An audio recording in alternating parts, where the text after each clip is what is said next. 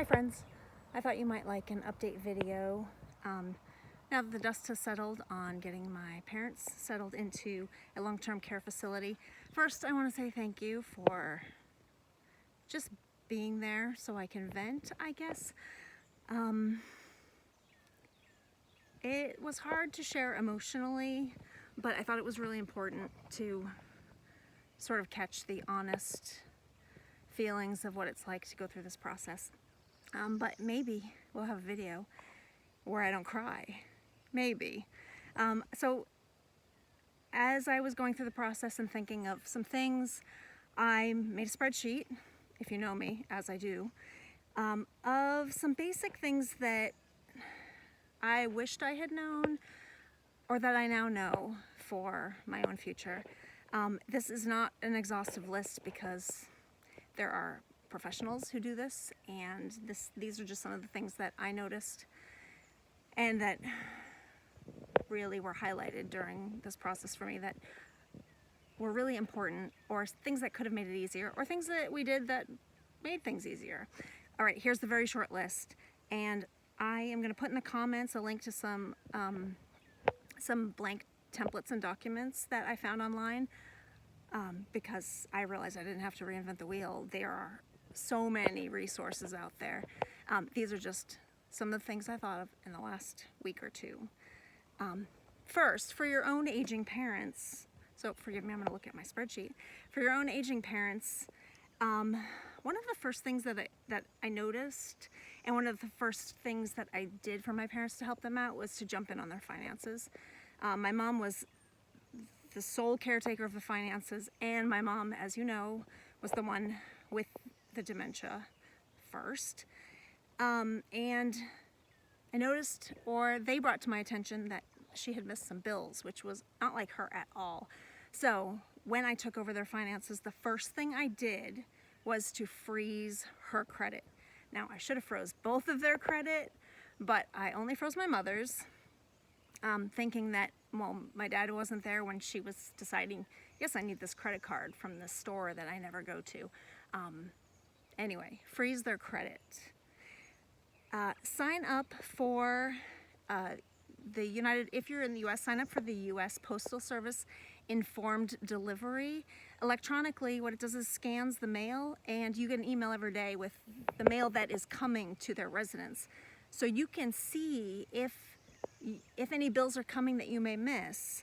I was within days of them having expired homeowners insurance, their property taxes were late. These were things that I didn't think of, and if I had informed delivery, I could have caught them.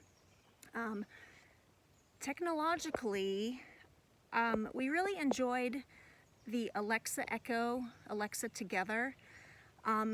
It's a really cool service. You can drop in, which is kind of neat. So you place it somewhere, not in a bathroom or a bedroom. We put theirs in the kitchen, and at any time of day, I could just kind of pop into their kitchen and look around. If they were in the room, I'd say, hey, and they knew to sometimes expect me there unannounced.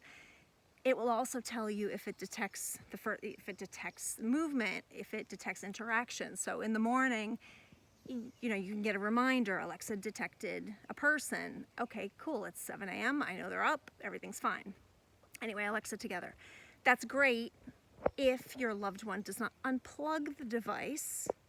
In hindsight, and maybe do this, tape a note to it that says, do not unplug, because that was vital. Okay, since the Alexa Together didn't work because my mom kept unplugging it, we installed Wyze cameras, W-Y-Z-E.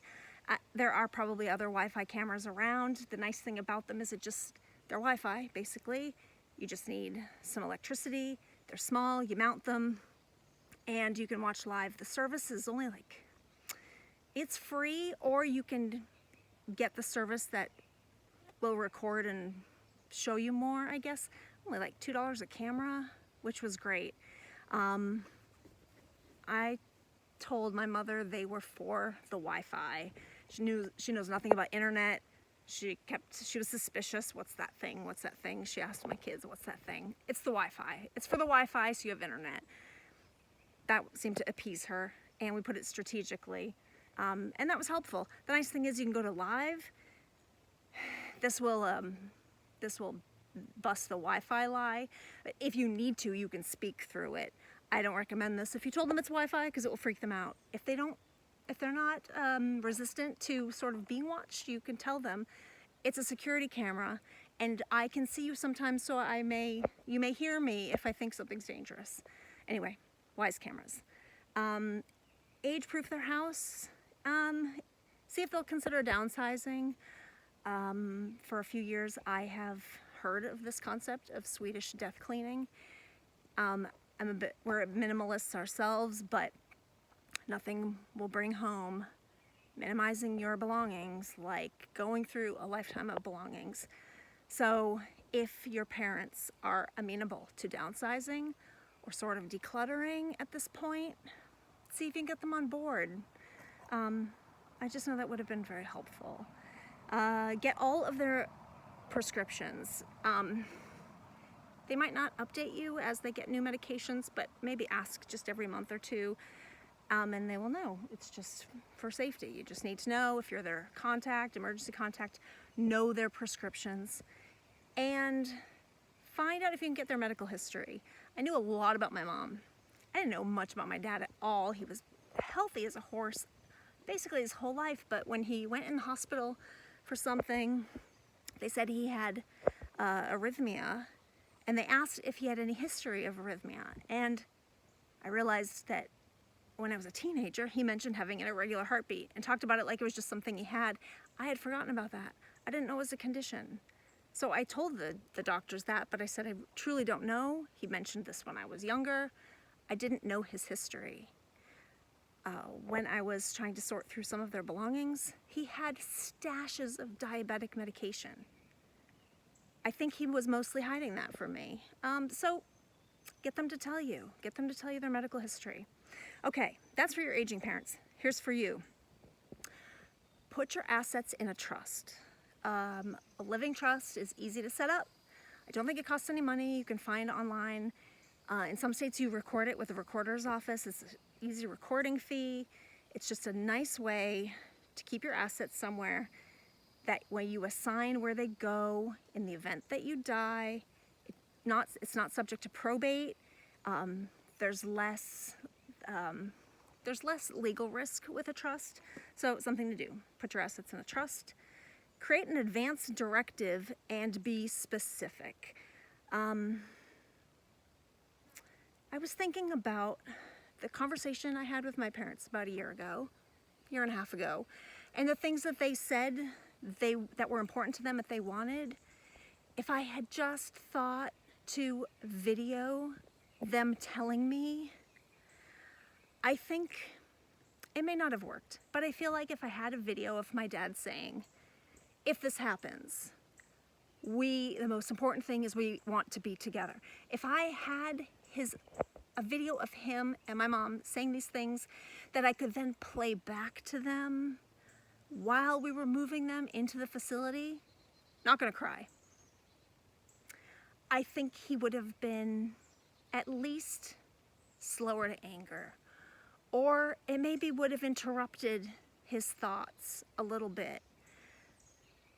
Just try to get it on tape, get it videoed, because you don't know when you're gonna need it, or if there's somebody else in your life or in their lives that says, wait a minute, this doesn't seem right.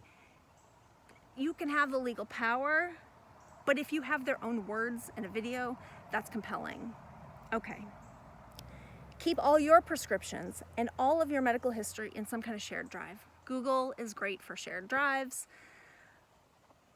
That way you could tell the people in your life, if you ever need it, here's where to find what's going on with me, and keep it updated. It just simplifies a lot of things, especially in an emergency situation, when you might need to know certain medications and you can't speak for yourself, or your spouse is frazzled, or nobody knows. You have a place that the people who are making decisions can go to know what's going on in your life. Okay, share your contact lists. I did look through my mom's phone several months ago and pulled her contacts. I should have done it for my dad. There are a few contacts I don't have. I Google searched, but there are people who are elderly like him. One of his best friends. I don't know his phone number. He knows nothing about this. I could probably put more effort into finding this person. And I will do that. But it would be easier to just get the contacts, have them, so that if anything happens, you know. So share your own contact lists, or at least the most important people, with other people other than the person you live with. Okay. When you're creating your trust and you're thinking about what ifs, do not assign dollar amounts, assign percentages. Because at the end of the day, if you end up in a long-term care facility or you have something that's very expensive and you say, this person gets this much, this person gets this much, this person gets this much, and this person gets the rest, well, the rest might be zero. So percentages will remove the possibility that the people that you want to receive your assets, if there are any left, actually get them. So percentages, not dollar amounts. Record yourself sharing your wishes. I should have thought of that sooner. Record yourself sharing your wishes, upload it somewhere safe. Do so when you are of sound mind. AJ and I now joke that we have death flow charts. It's become a bit of a joke because we need some humor right now. But basically, you know, if I'm incontinent for 3 months and it looks like I'm always going to be, and I'm also, I can't talk or feed myself, then hand me the fancy cocktail and push me into the woods. But you know what I mean, that kind of thing. Okay, there are forms that I will link below that you should have an advance directive. Something called a physician orders for life-sustaining treatment. It's not a do not resuscitate, but it basically is like for the physician what to do in the event of some drastic measures. And a healthcare power of attorney and healthcare proxy. Something I have learned is that the power of attorney stuff, there's a variety of types, and you can set triggers in them. So you don't have to just, you know, right now hand over power of attorney to somebody, because it is powerful, and in the wrong hands it could be bad. But you could do, you know, if A and B, then C, or just for healthcare, or you could do just financial power of attorney. Anyway, those are some things that you should do. Okay, those are things I learned. Thanks for listening to me, being there for me, and I'm very fortunate to have the people in my life that I do. Another shout out to my daughter, because she just came to the rescue when I really needed a rescue, and it's something else to just consider. Who will care for you, and know that they too may become a little bit of a villain. My mom said to me, you know, Andrea used to be my favorite, but I don't know if she is anymore. She didn't mean that, but all of a sudden there's this young granddaughter who you watched and helped raise, and now she's telling you what to do. Oh, I'm a grown woman, don't tell me what to do. So those kinds of things just take into consideration. So designate your own powers of attorney, your own healthcare proxy with care. Talk to the person. Ask them if they want that responsibility. I think that's it for now. That's a lot. All right, friends. Hey, look, I didn't cry. Thanks, guys. Bye-bye.